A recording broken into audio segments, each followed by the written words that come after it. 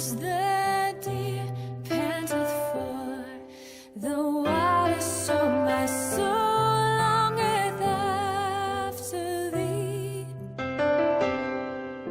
You alone are my heart's desire, and I long to worship thee. Thank you for joining the cruise one more time. God bless you.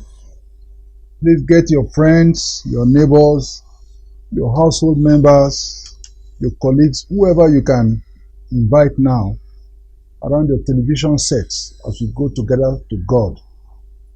Father, we come to you just as we are. We come because you have bid us come. You have given us an invitation. And Lord, we are coming. We have come. Lord, cleanse our hearts, break up the fallow ground, and grant that, Lord, our hearts shall be ready for you to sow your seed, the word of God, into it. Holy Spirit, please help us to be attentive as the Lord sows his seed into our hearts, so that this seed can bear fruit. In Jesus' name we pray. Amen. Again, thank you for joining the cruise. God bless you abundantly. Today we will go on seeking the face of the Lord. God said God is a rewarder of all those that diligently seek him. We will seek him all our lives. It's our commitment. There's no other person to seek.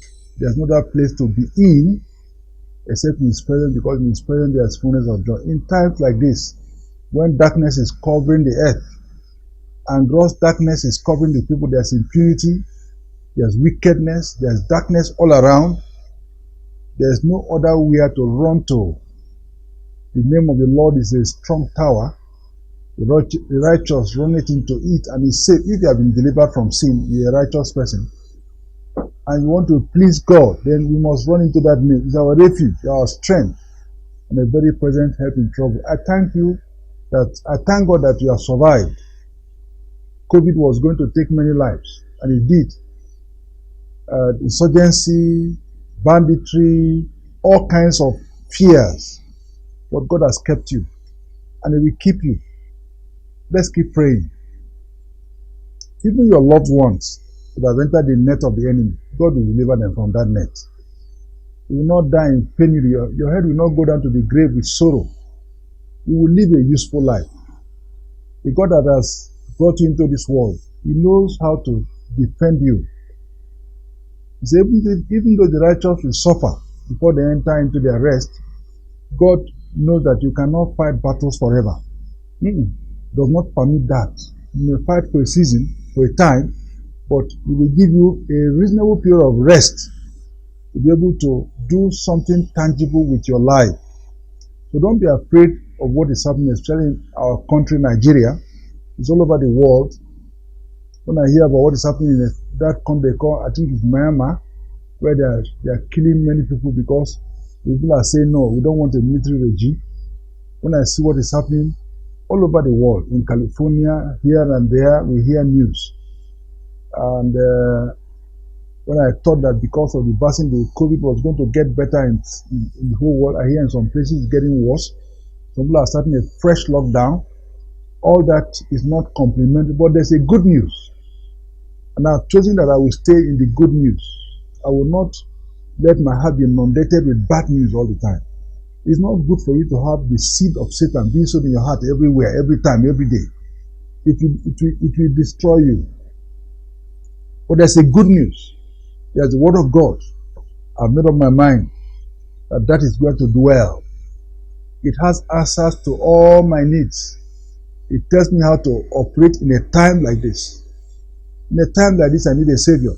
In a time like this, I need a refuge. In a time like this, I need a castle to run into. In a time like this, I need to be a blessing. In a time like this, I need to be in the will and purpose of God. There's no other remedy than God in a time like this. So friend, I encourage you. The worst may come. Something worse than this may come. But that's not the matter. The matter is, where are you founded? Where are you foundated? Where are you embedded in? If you are in the Lord, I want to say to you that you have no problem. It will be a wall of fire around you. It will be the glory within you. Others are saying there's a casting down, you're going to be saying there's a lifting up. Yes, even the lawful captive, even if you're lawful, you will not be in captivity. God, the Almighty God, who has seen our fathers through this period. There was a time in church history, in the day of the age of this manner, where the persecution was so much, and the saints were being tied to the stakes and burnt. And if Christianity survived, it will survive in our day also. The enemy cannot do anything about it. It's too late for the devil. He will take as many as he would like to take, or he can take, but your name is not among those that he will take. So let's go ahead. Discipleship Cruise talks about discipleship, the ship where Jesus is the captain, is the leader, is the forerunner, is the author, is the finisher. It is by his word that we live. We are his followers. And friend, I want to tell you that ship is the only place that is safe. Every other ship is not likely to make it in a time like this. The storms are so terrible, so horrific. It's never been as bad as this. If I just go to this side and look at the internet, it was never been bad. I thought it was going to be for good, but it is actually not for good. There's so much I do with the internet. When I enter into the Google and I'm looking for information, but I cannot search for information without seeing some obscene pictures. And because I'm an elderly man, I'm disciplined enough to be able to pass over quickly. But these young ones, they stop to watch pornography, they stop to do this, and the devil is corrupting masses of people. Darkness is covering the earth. And friend, I want to say to you that it's a time to fight. We're going to talk about the disciples' warfare. But for now, I want to talk about your preparation for what you are going to do, or your continuous preparation. Today I want to be dealing with the matter of walking with God. You cannot get to destination except you walk in a positive direction consistently and continuously. You cannot be transformed to become like Jesus when you are not going steadily with him. Transformation continues as you walk with him. There cannot be transition into a new level all the time unless you walk with him. So walking with Jesus is very critical, very consequential, and is sine qua non to success. If you're looking for genuine success, now the devil's lie has been exposed that once you get money, you have succeeded. That's a false success. There are many people that have plenty of money, but they cannot run a home. Plenty of money, but they have a vacuum inside. Plenty of money, but there's no peace, there's no rest. Plenty of money, plenty of power, plenty of everything that you thought that will make a human being to become established, but they are not. They're in a state of flux. And I made up my mind that what to pursue is God. What to pursue is God. I discovered that the devil is a liar. He will dangle some very wonderful things in front of you. Wonderful because he called them wonderful.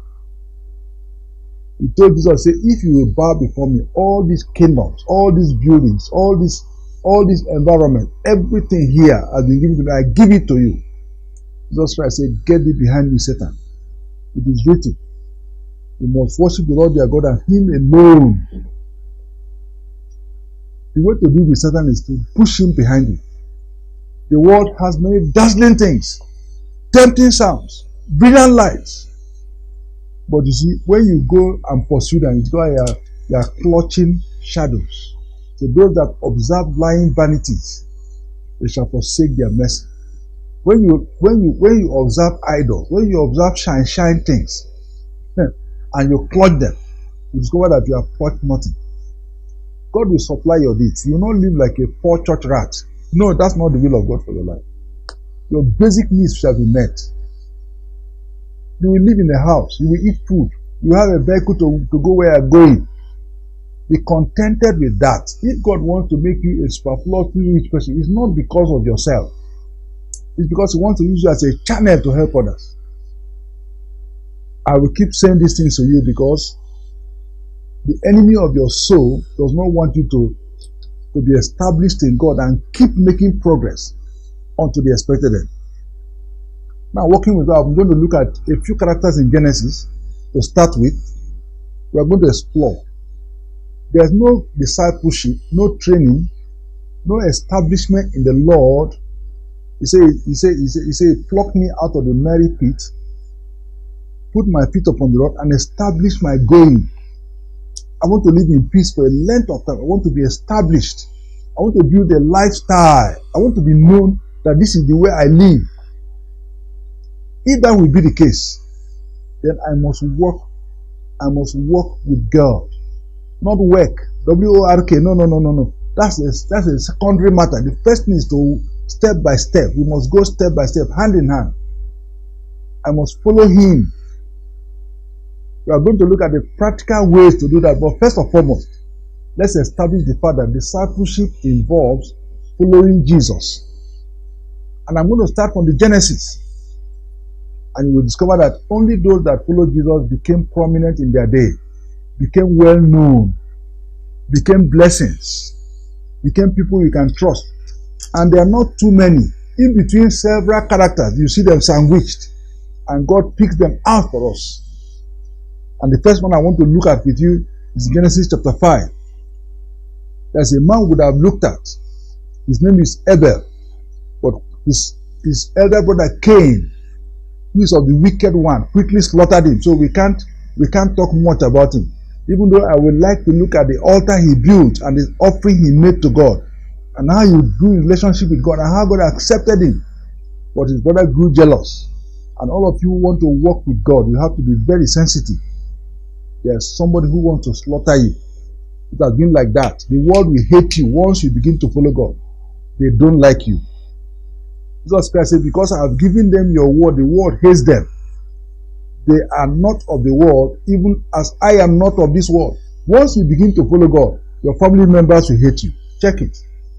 Even in the church, many people will not be happy with you.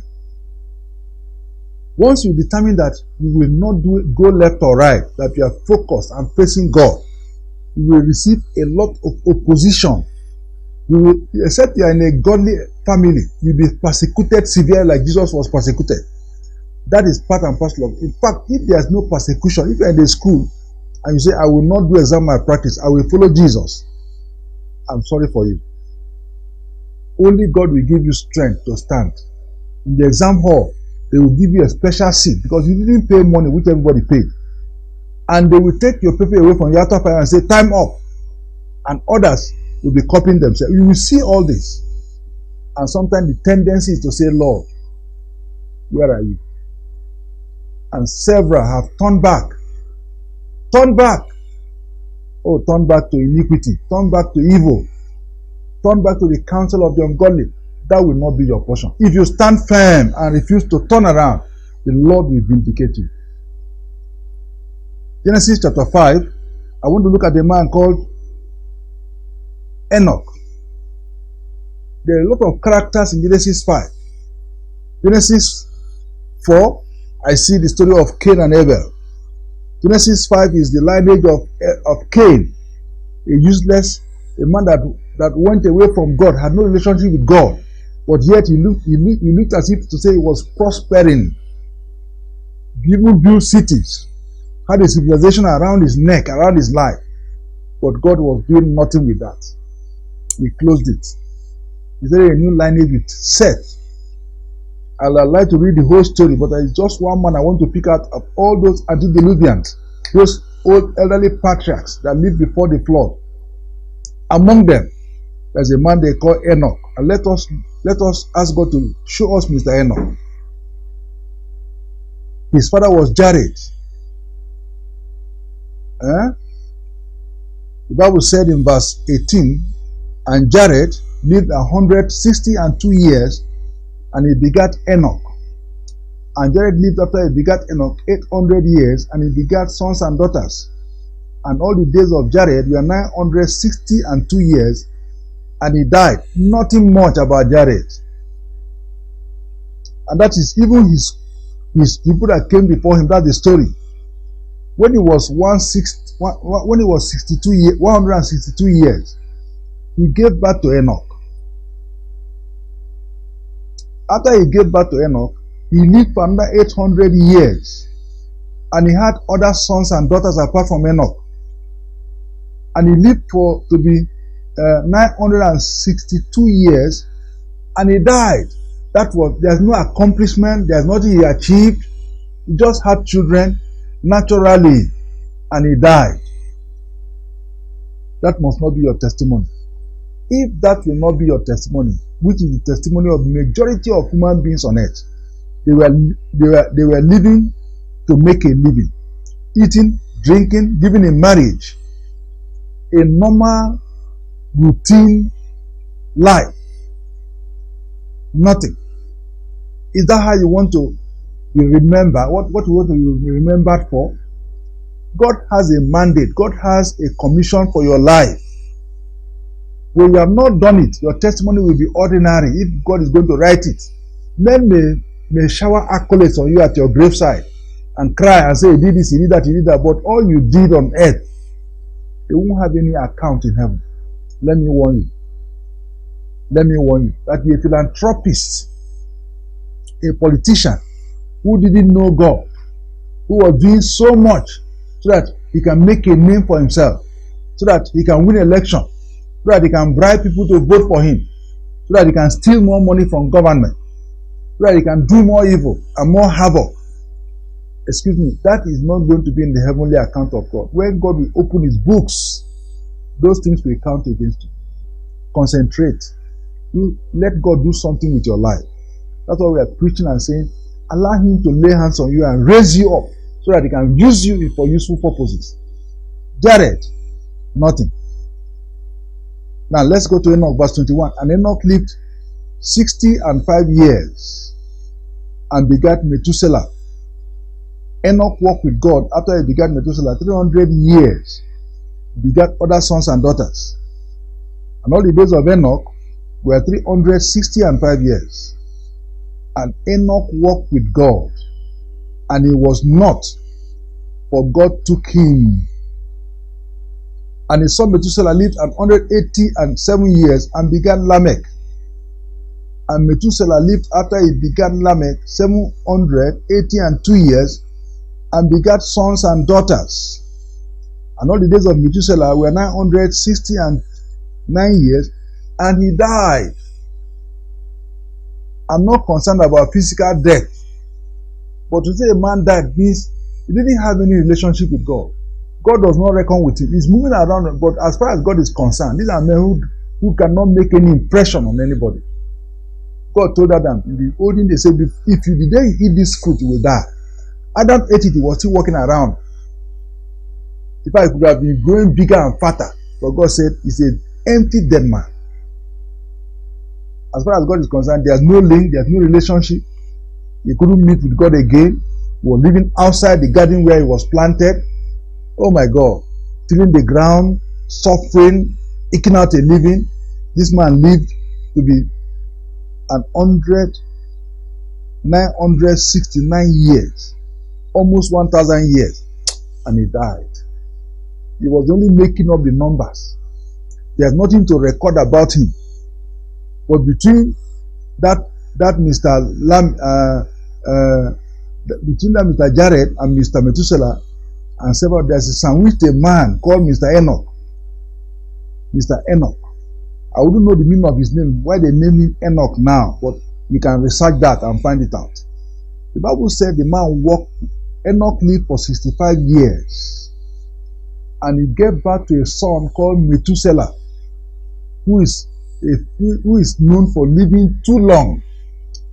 I thought that the longer you live in life, the more you will be a blessing. But many people live very long, and I kept wondering, is it length of days that is the matter, or what you achieve with your days? Is it how long or how well? The Lord must help you. get ready for what you are going to do so that you can have a place in history.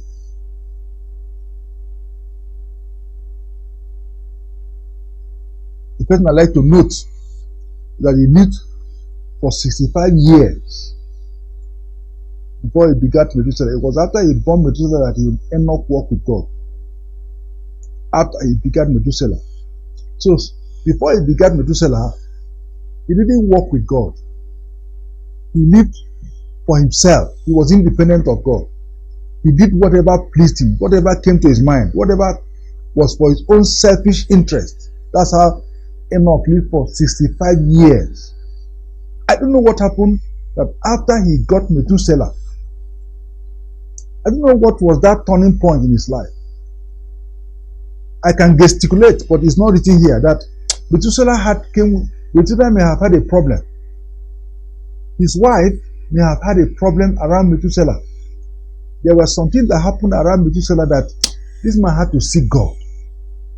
And I am praying.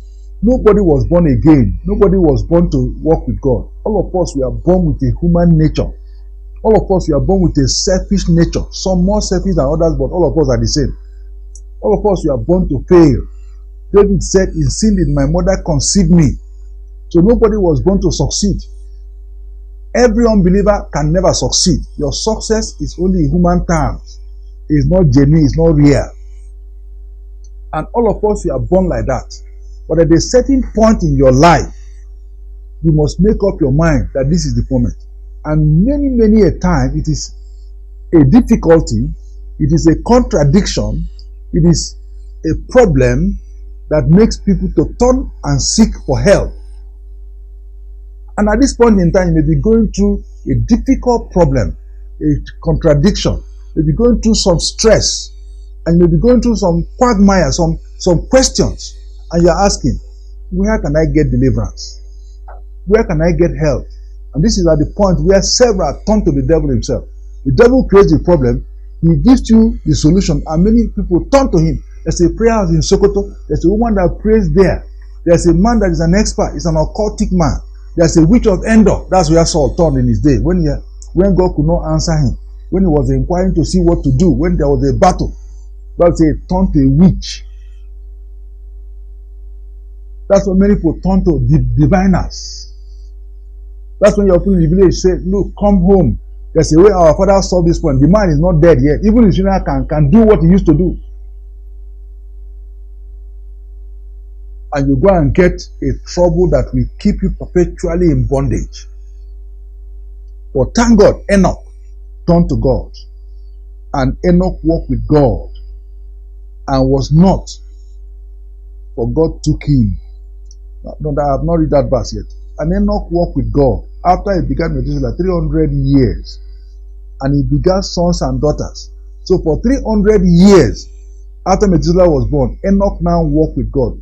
And the walk with God is progressive. He walked with God from the day he started, after Methuselah. And he walked with God for 300. I can know how many kilometers they have gone until he was taken up. He didn't die. And some of you will not die spiritually. Everybody will die physically if Christ does not come. But some of us will not die spiritually. We shall be translated. It shall be a transition. The Bible says, and Enoch walked with God after he begat Methuselah 300 years and begat sons and daughters. I take note again that walking with God is not contradicted by having a wife and children. A wife and children is not against walking with God. It is looking as if some people are trying to make a doctrine that once you marry, you won't serve God again, you won't walk with God again, you'll be distracted. And once you have children, it will be come so overwhelming. No, brother, it's not true. Right from the very beginning, God intended for me to marry. If I'm going to serve God, a wife is an advantage, not a disadvantage. If God trains me and trains my wife, and both of us are disciples of Christ, our marriage will even enhance our service unto the Lord. But it's when people who are not trained marry that they give the impression that marriage is a trouble, marriage is a curse, marriage is what makes a man to fail, marriage is a necessary evil. Let's just manage. It's an evil that you can't avoid it. If you have to have children, then you just have to marry. It's a lie. It's not true. It's this kind of thing that I see in the Bible, and I thank God that Methuselah, Enoch, he had a wife, he had children. After he had Methuselah and turned to God, he begat other sons. So his wife got pregnant again and again and again. And he raised children as he was walking with God. Hallelujah. And he walked with God step by step, hand in hand. He was obeying the word of God. He was hearing God. He was seeing God's footsteps. And he was walking in them. And I would like to stop here because my time is up. And this man lived for 365 years. And Enoch walked with God.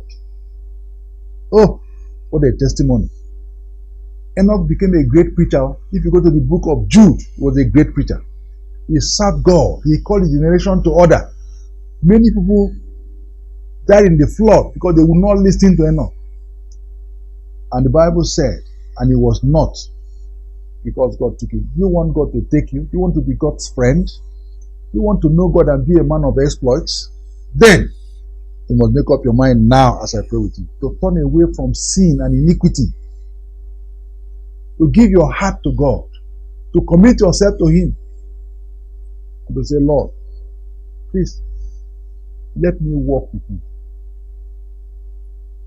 Every other thing in life is not important again. It is you. You are the author, you are the finisher, you are the Lord. I want to walk with you. I want to make progress with you. If I don't start now, I will not make progress. I will not reach where I'm going. I wish you are wise to abandon that place you are going. To abandon all your pursuits now. And say, Lord, especially those of you who are going to native doctors, going to ritualists, going to false prophets, I wish you will be sensible and abandon that thing now. Let's pray together. Gracious Lord, as many as are saying, Lord, I want to walk with you. I want to obey you.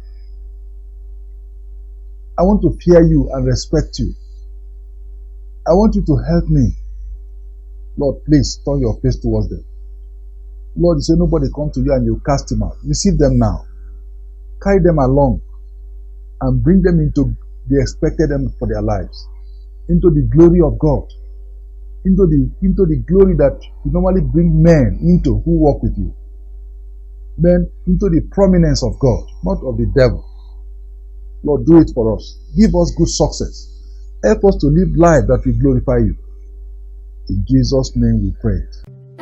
For further inquiry or counsel, contact Threshers Media Center, number 1, Refuge Close, Ongwamberde, Sabon Tasha, Kaduna. Telephone numbers 0814-408-9412, 0805-845-5719. Email address threshersteam@yahoo.com, or you could visit our website at www.threshersteam.org.ng.